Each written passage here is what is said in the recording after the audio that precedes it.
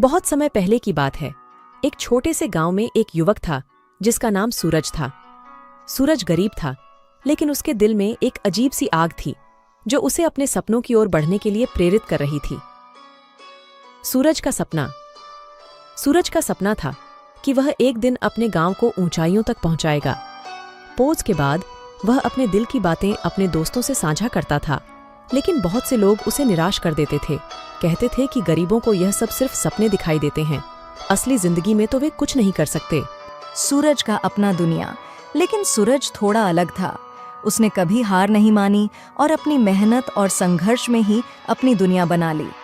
ऊंचे स्वप्नों की ओर सूरज ने एक छोटे से किराने की दुकान खोली और धीरे धीरे उसने अपने सपनों की दिशा में कदम बढ़ाया।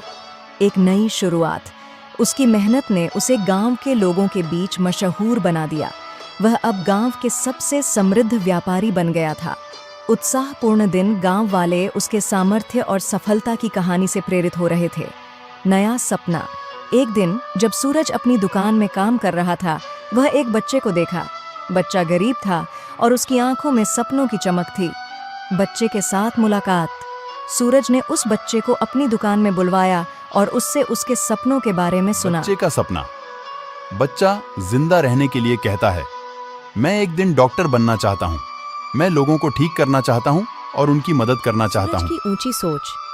सूरज ने उस बच्चे की ऊंची सोच देखकर अच्छा महसूस किया। विचारशील, उसने उससे बात करते हुए कहा, तुम्हारा सपना बहुत अच्छा है, मैं तुम्हें इसमें मदद कर सकता हूँ। शिक्षा का महत्व। सूरज ने उस बच्चे को अच्छी शिक्षा देने का निर्णय लिया।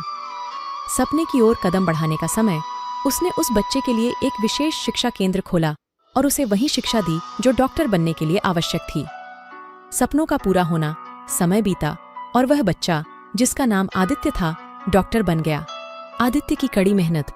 उसने अपने सपने को पूरा करने के लिए कड़ी मेहनत की और उसके प्रयासों ने उसे उसकी मंजिल तक पहुंचा दिया।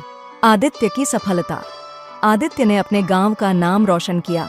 उसकी सफलता ने दिखाया कि किसी का भी सपना पूरा हो सकता है अगर उसके पीछे सही मेहनत और संघर्ष हो। एक नया सपना।